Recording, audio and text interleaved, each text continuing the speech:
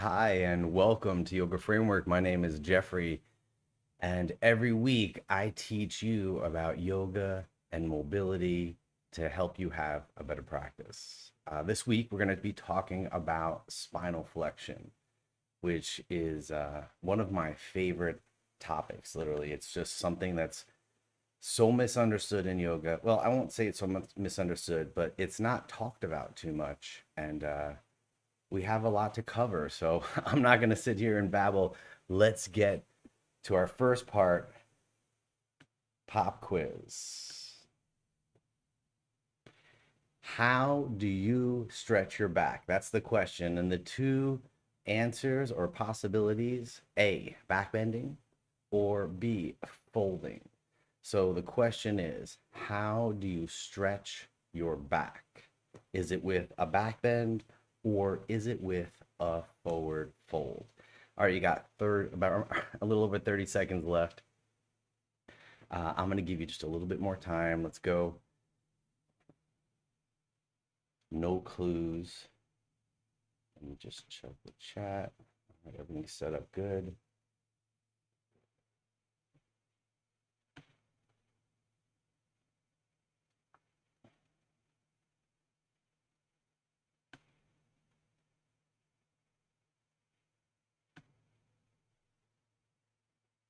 All right, 5. All right, the question one more time. How do you stretch your back? Is it A, back bending, or B, forward folding? And the answer is not, I mean, forward folding, but it's folding. The answer is folding in general. And that's because when you're folding or kind of rounding your back or whatever you want to call it, creating that internal crunch, that's the flexion of your spine, right? If you're back bending, extension, that's going to be stretching your front. All right, let's not think about the bones and how they're moving and all that. Let's just think about the tissue, right? In a back bend, I'm going to stretch my front. So I'm going to bend my back, and the front, the tissue in the front of my body is going to get a stretch. In a folding action, right, or a flexion action is a probably better way to say it. That's why I put flexion there. I'm going to be, sure, I'm rounding my back purposely, but I'm also flexing my spine. All right, so that's the big thing, right? Spinal flexion. You stretch your back when your spine is flexed. And what I found is in my teaching and journey in yoga is that a lot of people think that you stretch your back with a back bend. So what they do is they keep doing back bends when their back hurts, not understanding that that's not stretching their back. In fact, it's compressing. Let's not talk about the bones because the facets and all that. Let's talk about the tissue, right? You're taking the tissue that's already tight and you're then like putting it in a weird spot. It needs to be stretched, right? It doesn't want to be all cramped up and contorted or compressed or whatever you want to call it. The tissue wants to be lengthened. And that's really what a stretch is, right? You're looking for a lengthening reaction. That is the technical term of what happens in a stretch. You find the reflex where you feel it, and then there's a lengthening reaction. Eventually, usually after 2 minutes, that you're in that position. This is why people hold yoga poses for a long time. But that's it. That's the quiz question of the day, the pop quiz. How do you, well, not of the day, but of this stream, how do you stretch your back? And it is with this rounding, folding, flexion. Okay, great.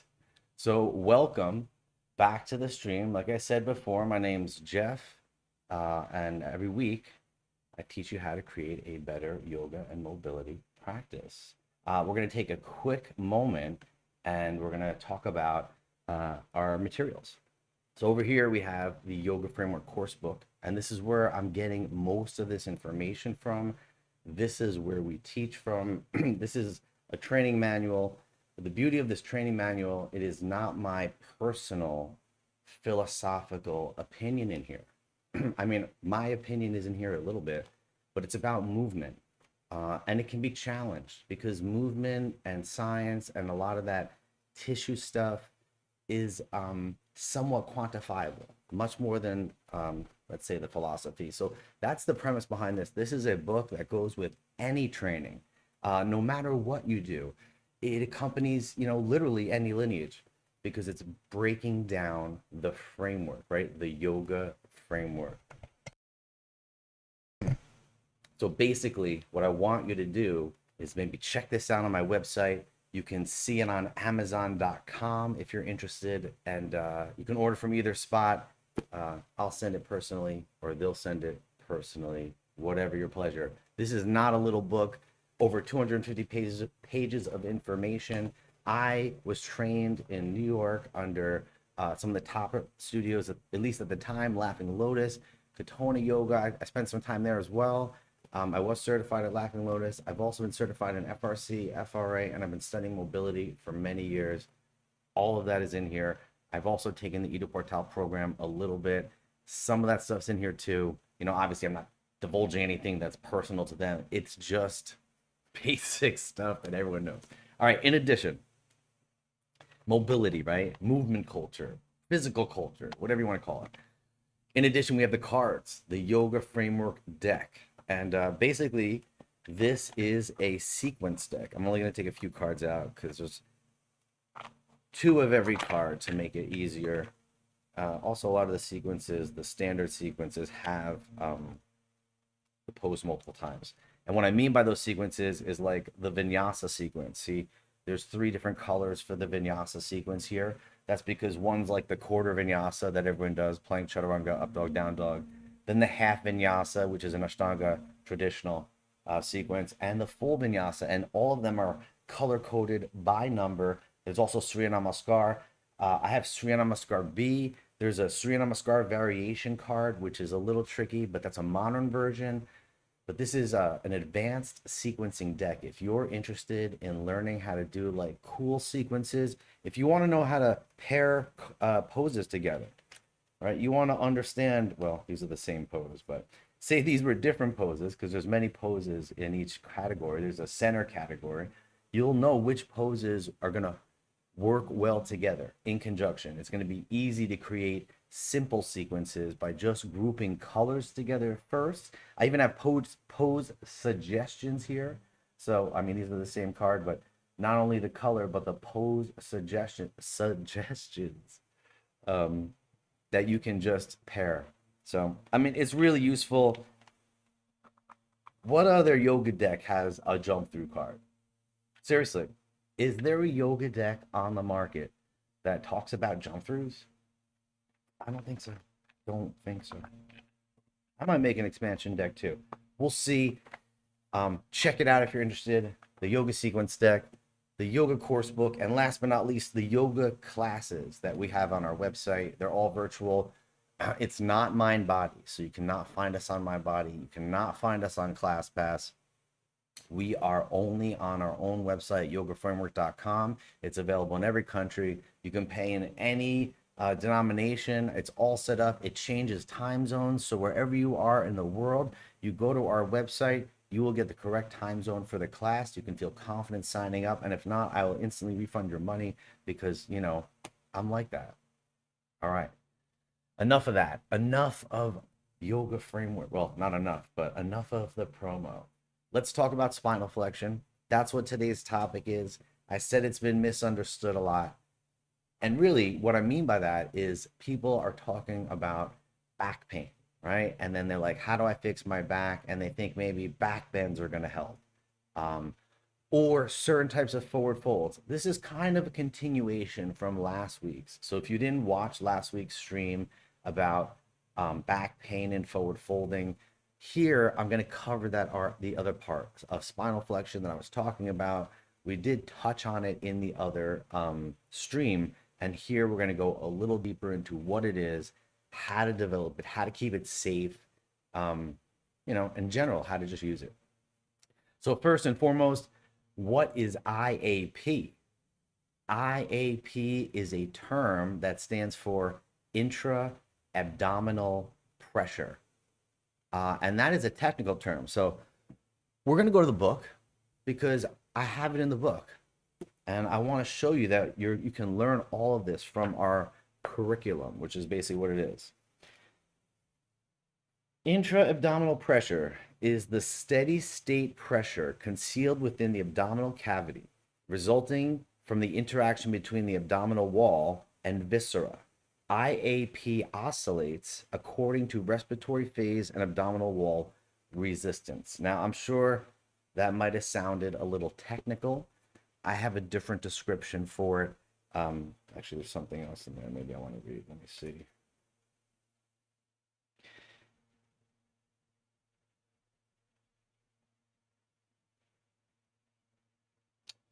No, let's leave that for the book. You can dive in that later. So the way I explain IAP, the way I have been known to correlate it or convey it to other people is simply through this pressurization of your abdominals, right? Intra-abdominal pressurization. And I like to think of it a few ways. So one way I think of it is like your nephew or niece is like, hey, can I punch you in the belly? And you're like, okay. And you like kind of get like the little belly going, like they don't have a lot of power, so they're not going to hit hard. You kind of get a little, going there. That's the IAP. And they give you a little punch and, you resist it. It's not an all-out brace, but it is this tension. Another way to think of it is like you're on a roller coaster or some sort of amusement park ride and you're being moved around a lot. And when you get a little tense, you tense this up and it creates this pressurization that naturally protects your lumbar spine. Intra-abdominal pressurization. Another way I like to think about it is you're at the beach, summer's coming, and you want to take a picture, right? Your shirt's off or your bathing suit is on and you have, your belly showing. Now, pulling your belly in looks a little weird. People can tell you're sucking in your gut. But what most of us do is we flatten it, right? We create this nice flat pressurization, and that's it. Intra-abdominal pressurization. What happens is you can still talk, right? So when they're talking about it's moving, right, it allows that move, the viscera connection, all that stuff. It's basically saying that you're still mobile, right? So if you ever played a contact sport and you were running and you saw someone coming and were going to anticipate contact, you might have turned IAP on automatically, I say magically sometimes, but the idea, you might have turned it on, autopilot, just goes on in your body, it takes over, you feel it. So as much as it's this instinctual feeling, you can also activate IAP, and that's a big part of keeping your spine protected while you're flexing it. All right, so if you have no IAP going and you just fold and flex your spine with nothing there to protect it, you're going to put a lot of tension into the spine itself. And you basically would overload it in a stretch eventually. It could cause like a repetitive stress injury. When you lift weights, you're using IAP. If you do deadlifts, if you pick up something heavy off the floor, you're not going there with no tension. You're turning IAP on, right? So whether or not you understand it and what I'm saying right now, you definitely use it. So think about it in your daily life. What is it? How are you using it? When is it turning on? Can you turn it on yourself? And we're going to go over some of the things today about it in the pose breakdown. And we'll do that in the studio or in studio. Now, let's move on to a new little segment that I made and I want to kind of go through. Occasionally, I like to go through cues because cues are these like passed down recipes in yoga, just like the sequences. So, I mean, in my opinion, sequences and cues, there's nothing really spiritual about that. It's really just a way of conveying information and, using the body a certain way. So when we talk about it, we want to make sure we're doing something correct. And if we're going to use a cue or sequence even, because I have another segment we're not going to do today about sequences, that's just being passed down to you through a teacher or a lineage. You want to know what's going on in that sequence. Is it safe for everyone at this time, the people in your class, whatever? Because I'm not saying sequences are all dangerous, but certain sequences would be dangerous for certain people at certain times. And the question is, how do you know when or why?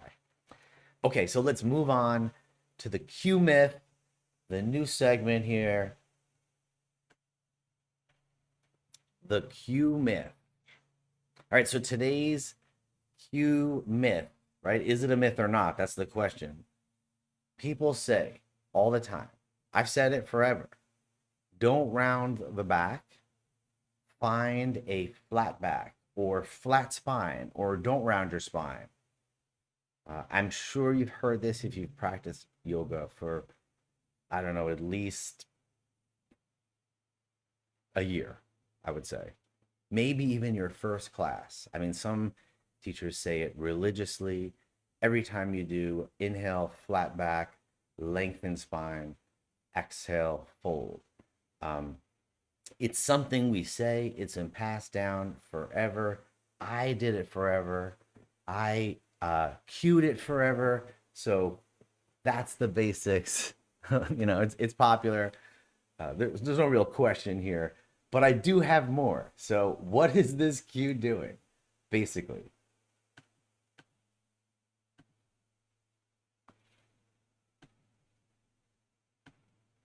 What it does, it keeps your spine extended. So when you say flat back or don't round your back, people do something that we've also done outside of yoga. We sit up straight, right? We create this feeling here, which creates a nice flat back in the lumbar, right? When they say flat back, also, they're really talking mostly about your lumbar spine. It avoids flexion, right? So if you're always doing flat back, or people say you should do flat back a lot or often in yoga, you're probably going to do it often in life, and you're going to avoid spinal flexion, right? So you're just going to be good at having a flat back. And what ends up happening is you make the spine tighter, which is really deceiving. So I never would have known any of this if I hadn't been the king of flat back, lengthened spine, flat back. I mean, I have OCD, so when I learn a cue and I like it, I'm going for it. So I've religiously done a flat back in my practice in the early years. I've cued it religiously. And basically what happened is, based on the concept of, you know, adaptation in general, like your body adapts, your tissue adapts, my spine became super flat, like a rod. And it was hurting a little bit because it was making it tighter, right? Because I was always practicing progressive adaptation. Basically, your body will progressively adapt to whatever you do. So if you always keep a flat back, lengthened spine in your often in your life and in your practice, your body will adapt to that and create a nice, tight, lengthened spine. And the problem with that is you don't want to be tight, especially in your back, especially in your lumbar. So hopefully you're understanding the logic behind this, where a flat back practice can turn on you, because you are going to adapt to whatever you're doing. And if you do something often enough, it will create stability, especially if you're holding a pose forever and not doing anything dynamically in that area. So I went to physical therapy and they said, hey, your back is flat. I said, of course it is. I am in yoga. I'm a yoga teacher and we teach a flat back. And, you know, they kind of laughed a little bit. And then eventually I laughed a little bit and I understood why my back hurt. And that was because I was unable to flex my spine. I literally couldn't do it. It was so flat and so rigid that I was unable to create a bowing effect in my lumbar, right? So your spine is 3 different areas. You have cervical, thoracic, and lumbar. Now there's only 5 vertebrae in your lumbar spine, And to be able to round those vertebrae up like that is a challenge, especially if you have a flat back practice. You might not even be able to do it at all. This is coming down to more of the pose of the day and stuff, where we're going to really go over it, which is coming up in just a moment. So I might as well, let's go there anyway, right? Why not? Why slow it down? And we're here. So the pose breakdown, the pose of the day is cat pose. And on the flip side, dead bug. So I want to show you how to do spinal flexion efficiently, right? And you might say, well, cat cow is the pose. Well, that's a pattern. That might not necessarily just be the pose. That is one half of the pose. We're specifically going to focus on the flexion part, which is the cat pose. Think of the Halloween cat or any cat that stretches and they round their back like that, right? Think about it. The cat is stretching, they are flexing and rounding their back. You are an animal, I mean, more advanced than the cat, but still an animal, just like a cat in a way. So, the dead bug, the cat pose, those are the poses of the day. This is how we're going to teach you how to create this movement and the spinal flexion. So what's the next part of this? What is the order? How do I do this pose and create this nice flexion? How do I create that rounding of my lumbar spine? And in the three parts of the spine, right? The lumbar, the cervical, and the thoracic. How do I create a shell? Before we even go into that and go pose by, part by part, let's think of what is the most or what is the safest position you could ever have in your body. Like, what is the position that people go to when they're in danger? If someone was like, you'd never want this, but say someone attacked you and you had to get safe, what would you do? You were feeling vulnerable. I'm going to give it away, obviously.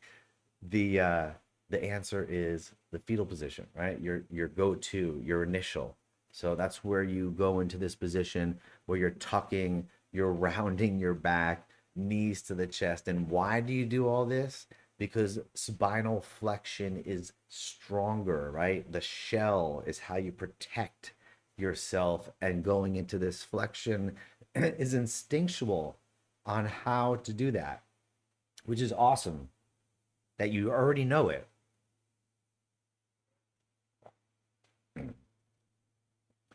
All right, so excuse me, let's break down what is involved in the cat pose and the dead bug. So first, IAP, intra-abdominal pressure. You're gonna have to learn how to do that. Not so much in the cat pose. It can be a little more passive, but that's because you're just moving in the air.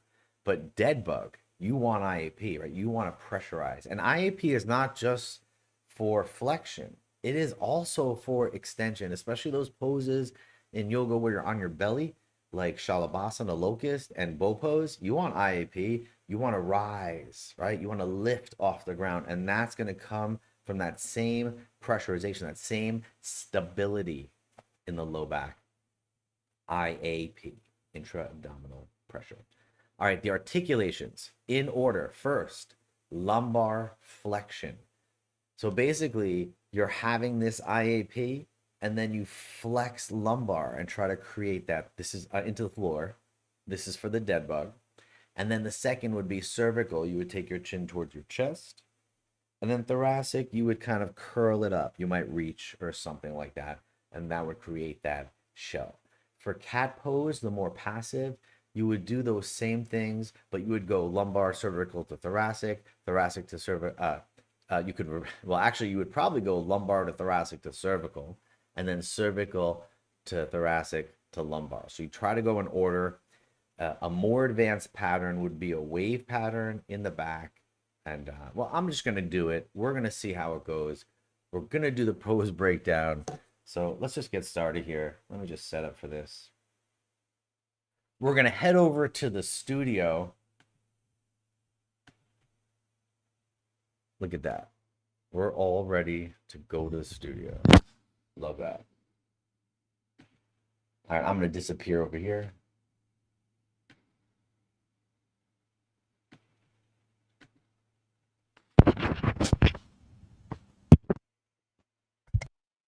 Oh, and hopefully, is this mic? Yeah, okay, this mic should be on. All right, so we're going to work on the dead bug and cat pose. First, we're going to do cat pose. Oh, I didn't change anything there. Okay, good.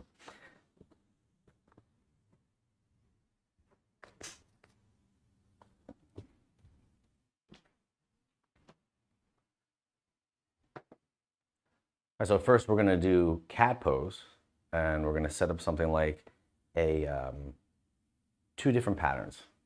We'll work just spinal flexion in general. I'm going to show you how to do it with a weight or a block to give you a little bit more feedback, because a lot of us can't understand where to flex the spine. And when I talk about spinal flexion, I am talking about your whole spine. But for this segment, especially relating to the last stream where we're talking about forward folds and back pain, low back, a lot of us are really missing spinal flexion here in the lumbar. You know, we have it up here a lot. That's why people are saying stand up straight. But knowing how to flex your spine down here is important. Also, like I said last stream, right? Your biggest muscles are your glutes. And in theory, this area right here, your lumbar, where most of us are having pain, should be the strongest area in your body. That's right, I'm gonna say it one more time. That area, your glutes and your lumbar, should pretty much be the strongest, most efficient, powerful area of your body. I wish it was for me. I'm still working on it. This is something I've only learned in the last couple of years, which is such the reason why I want to share it, because it's so important. I see it all the time. So let's get started with some spinal flexion. I'm going to grab a block here, I think.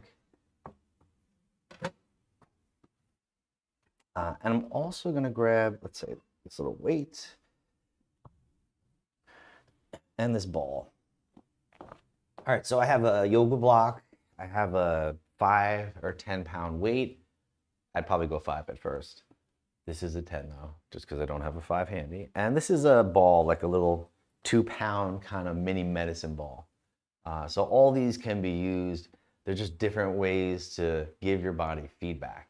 In cat pose, like I said, you want to create flexion in the spine, but you want to separate that from other parts. And you want to get into the lumbar. So what I usually teach is not protraction, but retraction in the position, and then working lumbar flexion while holding scapula retraction. So first, what is scapula retraction? That's when you pull the shoulder blades together on the back. Scapula retraction, pulling them together. You can hold retraction, and then from there, you would try to flex, right, round your back. So in a hands and knees position, which is where most of us are gonna start cat.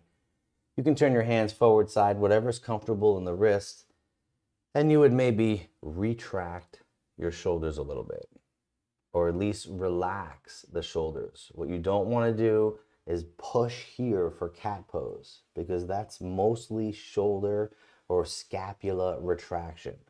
So retract the scapula and then try to only move your lumbar, right? And you might just be like, you know, bouncing or stuttering. That's the beginning, right? If you're confused, it's going to be weird. What you're trying to do is to flex like this, just the lumbar. Be careful, right? If you're so stiff, when you try, it might hurt a little bit. It might feel like it's not going to work. You might feel like you're going to hurt yourself. This is why the dead bug is so important. Don't force it on this position, right? You could tuck your tailbone a little bit. Just think about moving, right? There's 5 vertebrae between your rib cage and your hip.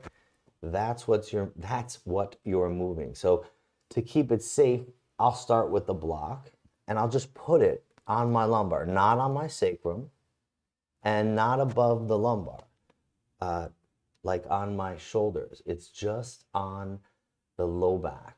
And then I'm going to try to relax the scapula and only lift the block. And I'm working very hard to maintain this. Hopefully it looks like I'm lifting that block nicely. And I'll just keep it here for a minute, try to hold flexion, and then I can relax. And then maybe I'll go again. Flexing the spine, relaxing or retracting the scapula. I'm working hard, and automatically IAP has turned on. Well, I use it a lot already, so. But I felt it, I needed it to do this. And relax. Okay. I could easily take this little medicine ball. This is just going to be harder to balance, right? So I might put it on my back. And this is if you really can't move. So you're just like trying to, create some movement there. It's just a little bit of a different feedback. You might feel more of it. You might have someone help you to place it as well. See how I can move it. Well, maybe that's not as good as I like. And the last one, which I would not recommend right away, but once you're kind of on, you could put a weight there and position it correctly. You might have to go a little higher. And then just push into that weight and try to lift it. So I'm still retracting my shoulders. And I'm just lifting and holding, pushing the weight to the sky. And I am working very hard to do this. And then relax, right? My shoulders, I'm not doing that, right? I'm not protracting. I'm retracting. And then I'm rounding. All right, so the key to that is to create symmetry. Hopefully in my back, actually I'll show you one more time. You have only an upper back or too much protraction. Cat pose will look like this. All right, so it should look like my upper body has more. A correct cat pose. All right, there, it's in the middle. So I have a nice symmetrical lift. Right, not this, just this, and really pushing, mainly focusing on the middle and that lift up towards the sky. So on the flip side, we were talking about dead bug, which is a way to flip this upside down. So all I'm gonna do is come onto my back. And as I lay down on the floor,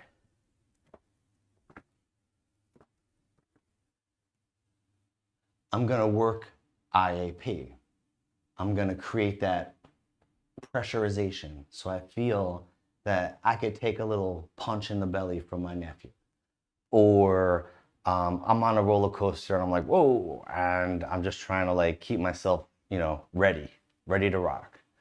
Then between the rib and the hip, all the soft tissue, right? Everything here, down, right? That's flexion. It's just the opposite, right? Instead of pushing up, I'm pushing down. So now flexion is just into the floor, which is not only flexion, but because it's on against the floor, it's an isometric, which is even better. And then from there, I said cervical flexion. So I could take my chin to my chest a little bit, already using the weight of my head to build tension. I could reach and I could flex thoracic spine. I could move my feet, wherever I'm comfortable. And this is intense. This is the beginning of a dead bug. A full dead bug, I would lift 1 or 2 feet when I'm ready. And you could see I'm shaking. I could take my feet down. I could stay here and then come back down. So super controlled. I own it. I know every movement. I'm not using momentum. Pressurize abdominals, push down, right? IAP, push down into the floor. So you have this nice protected abdominal area, pushing down into the floor, chin to chest and reach. You could even do this, I love this rotational aspect. My back just cracked like 3 times. Over the other side, 2 more. And then you could lift, all right, and create a true upside down cat pose. This is really hard. And then just coming down. So if you think of cat pose, right, I'm pushing the floor away. Just like a regular cat, I'm pushing the floor away, you know, but my back is going up. Now I'm pushing the floor away, but my hips and shoulders are lifting. All right, so one more time, think of the symmetry, the rounding. Pressurize, push down, right? Create this. You can also think of it like protection, the fetal position. It's all the same. Spinal flexion. This is why it's so important to understand how to flex your spine. So let's just dip into last week's for a moment, right? We did Paschimottanasana. I talked about how this pose isn't just a fold, it's a full spinal leg stretch, everything. So your legs are locked, flexing your spine, and then putting it together. I can't do the whole thing. My head is close to my knees though, and eventually my forehead would touch in that area. That's the pose, just like Janu-Sirsasana, head to knee. That is the literal translation of the pose. Head to knee asana. So I could flex my back and fold.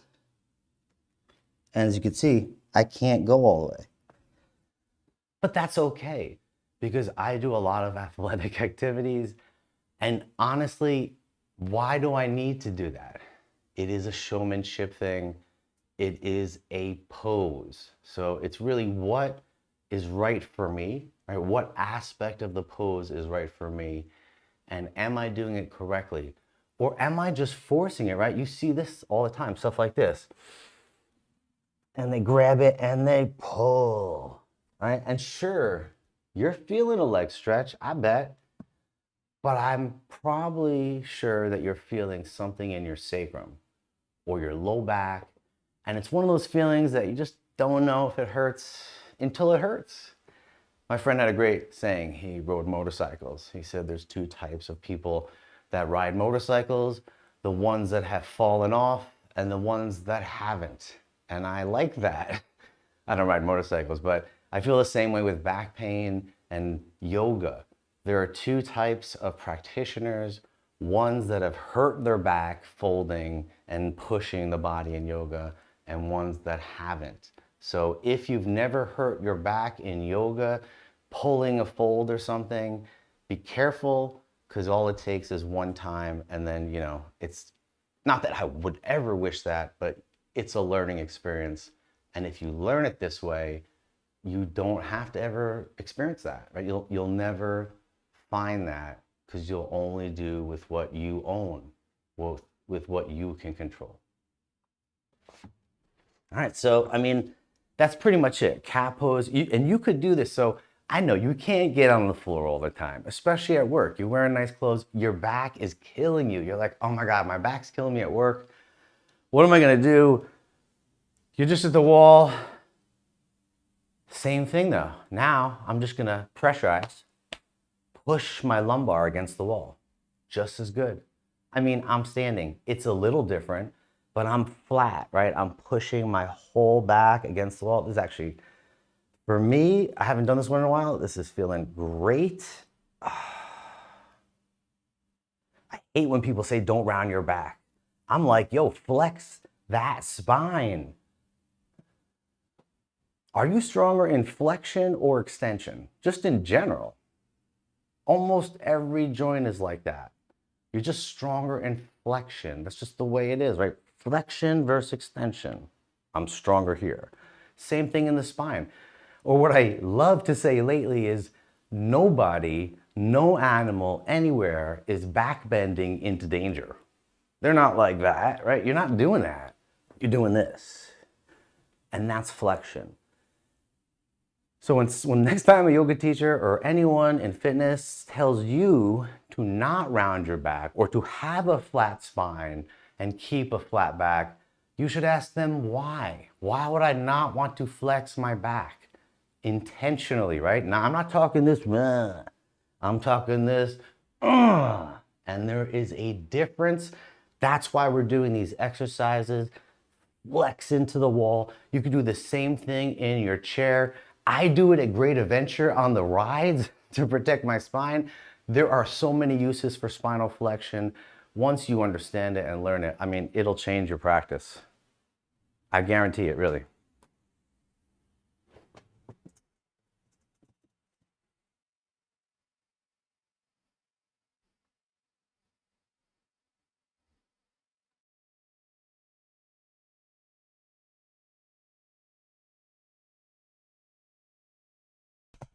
All right, we're back out of the studio. I hope you got a nice idea of what was going on there, really, because that's like my main jam. I teach people how to fix low back pain. I create methods to learn spinal flexion. It is not magic, right? You're just missing a few things. And unfortunately, especially if you're doing yoga, you might have been just stuck in a lineage. Not in a bad way, but in a pattern. That's only one thing. And you adapted to that pattern. And you've already adapted to that pattern. You don't need to adapt anymore. You need a new pattern. You need to change it for your body. This is kind of the problem with doing the same sequence all the time. It is not efficient for your body. You are too advanced for that. It's crazy to think that one sequence or variations of that sequence is enough. You need to be like everything because you really are. So, I mean, thanks for joining me. Again, I want to say, check out the book. This is all in the book. It's technical, but this is the type of book that you can use in your training. It's going to be easy to teach other people, easy to follow along. It's a great curriculum, yoga framework on my website, yogaframework.com. You can also find it on amazon.com. The cards, a great addition for sequencing. It goes with the book. The methods are together. I talk about the stuff. I don't talk about the cards in the book because the book was before, but the methods, the techniques all relate. So you can totally find that, figure out. You can write to me. We can figure it out together if you want. I'd love to help you out with that. I just want to thank you for being here today on the stream. My name is Jeffrey, right? And every week I'm going to help you or help you to create a better yoga and mobility practice. Thanks for joining me today, and I hope you have a wonderful day.